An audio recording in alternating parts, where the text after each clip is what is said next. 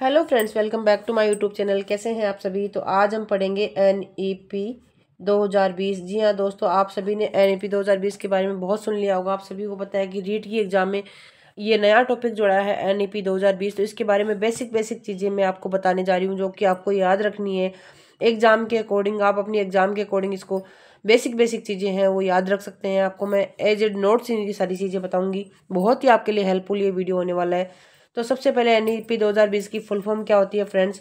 तो full form होती है, क्वेश्चन भी पूछा गया है, नेशनल एजुकेशन पॉलिसी। जी हाँ दोस्तों, जो इसकी फुल फॉर्म वो होती है नेशनल एजुकेशन पॉलिसी 2020।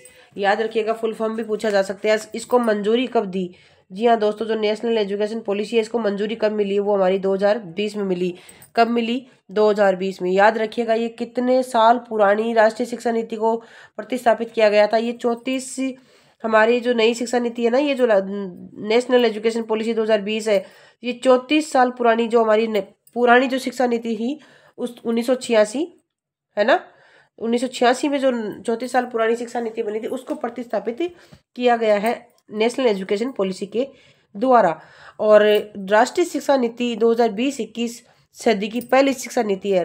20-21वीं सदी की कौन सी नीति है? जो हमारी 20 और 21वीं जो सदी आई है, जी हाँ दोस्तों, 20वीं और 21वीं जो सदी थी ना, उस सदी की कौन सी नीति है?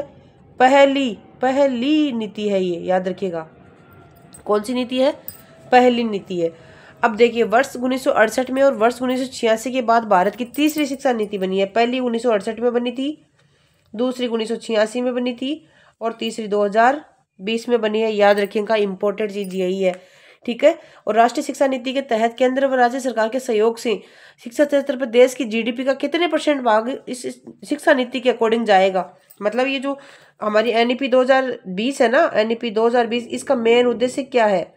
इसका मेन उद्देश्य यह है कि हमारी राष्ट्रीय जो शिक्षा नीति है उसके तहत राज्य सरकार के सहयोग से, हमारी जो राज्य सरकार है उसके सहयोग से शिक्षा के क्षेत्र पर हमारी जीडीपी है ना, उसका कितना % जाएगा? 6% हिस्सा हमारी शिक्षा पे जाएगा। किस पे जाएगा? शिक्षा पे। ये किस में, ये बात किस में कही गई है? हमारी एनईपी 2020 में ये बात कही गई है। तो याद रखिएगा, इस चीज को, बहुत इंपॉर्टेंट है ये ना, इस चीज पे ध्यान दीजिएगा, थोड़ा सा फोकस कीजिएगा। ये क्वेश्चन बहुत इंपॉर्टेंट है, बार बार पूछा जाता है, फर्स्ट ग्रेड में भी पूछा गया है कई बार। ये अलग से रखा गया है 2000 एनईपी 2020 का।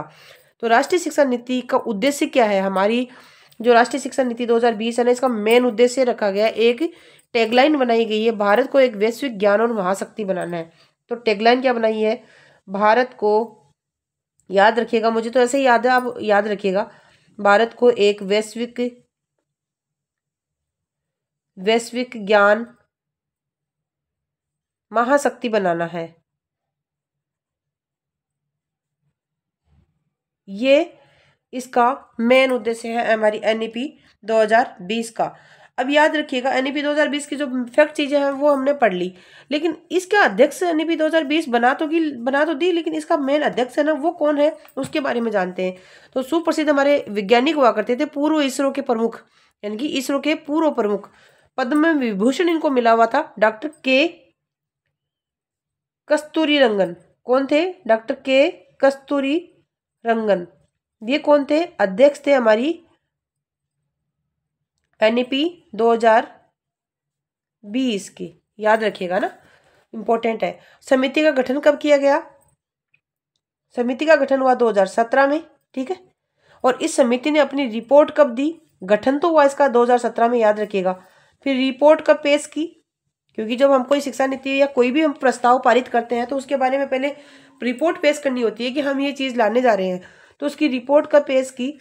इसकी रिपोर्ट थी, वो थी 31 मई 2019 को पेश की गई, ठीक है। अब इस समिति में एक तो अध्यक्ष थे और 8 अन्य सदस्य थे। एक तो अध्यक्ष और 8 क्या थे? अन्य सदस्य थे, ठीक है।